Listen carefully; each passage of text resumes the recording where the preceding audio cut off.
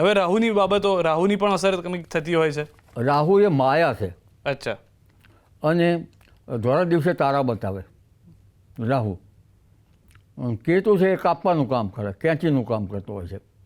એટલે આ વર્ષમાં જેને કેતુ નબળો હશે જે કુંડલીમાં, તો ઘણી વખત કેતુ જો ઘણો જ નબળો હશે તો ઘણી વખત જાતકોને ઓપરેશન યોગ કરાવે છે.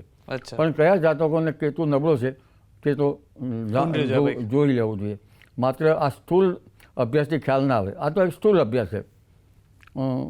મેષ રાશિ છે એને રાહુદેવ કંઈક ફરશે, સારું પડશે એમના માટે, પરંતુ સંતાનો માટે કંઈક ટેન્શન રખાવે.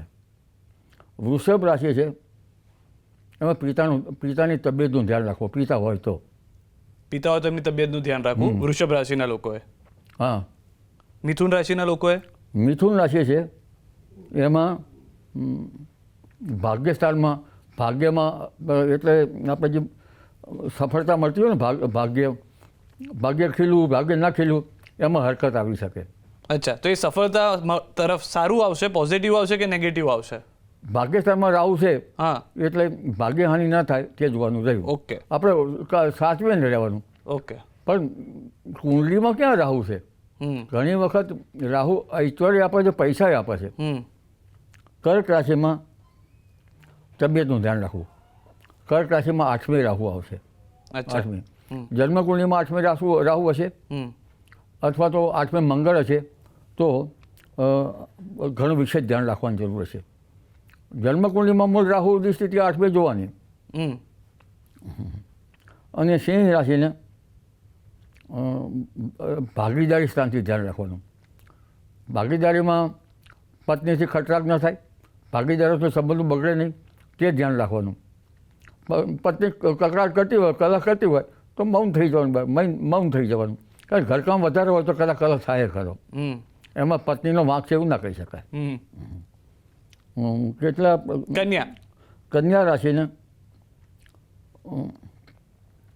સ્વાસ્થ્યનું ધ્યાન રાખવું. સ્વાસ્થ્યના સ્થાનમાં આવે છે ને, એટલે ખાવા પીવામાં કાળજી રાખવી. ડાયાબિટીસ હોય તો વધારે ધ્યાન રાખવું. તુલા રાશિને ઉદ્વેગ કરાવે, ટેન્શન લખાવે. એટલે તુલા રાશિ માટે વેટ ટેન્શન રાખવું નહીં. અને શંકર ભગવાનની ઉપાસનાથી ઘણી વખત રાહુ રીઝે છે એવું કહેવાય છે. શંકર ભગવાનની ઉપાસના કરવી. ઉપાસના કરવી, દૂધ પાણી સાકર કે શેરડીનો રસ જે હોય ભગવાન શંકરને ચડાવવું. ઓકે. કીધું નડતો તો કાળા તલ ચડાવવા. ઓકે. વૃશ્ચિક રાશિ માટે માતાનું ધ્યાન રાખવું. વૃશ્ચિક રાશિ જે છે એમાં મધર હોય અને ચોથા સ્થાનમાં ગ્રહો નબળા હોય, જન્મકુંડલીના મૂળમાં રાહુ નબળો હોય તો મધરનું ધ્યાન રાખવું. પિતાનું ધ્યાન પણ, ઓપરેશન કે એવો યોગો ખરાબ હોય તો એનું પણ ધ્યાન રાખવું. ધન રાશિ માટે રાહુદેવ રીચ છે, પોઝિટિવ સારો છે. ભરણ શનિની પનોતી હોય. હા. અને મકર રાશિ માટે પરિવારનું ધ્યાન રાખવું.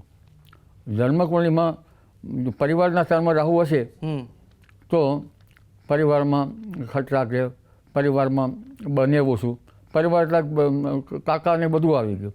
બધા આવી ગયા પરિવારજનો. કુંભ રાશિને કુંભ રાશિમાં જ રાહુદેવનું ભ્રમણ થાય છે, એટલે કુંભ રાશિવાળે વ્યર્થ ટેન્શન રાખવું નહીં. અને કુંભ રાશિવાળે બોલીને બગાડવું નહીં.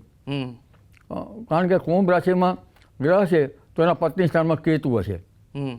અને જો કેતુ મૂળ જન્મકુંડલીમાં નબળો હશે તો પત્નીને કોઈ ઓપરેશનના યોગ પણ બની શકે. અચ્છા.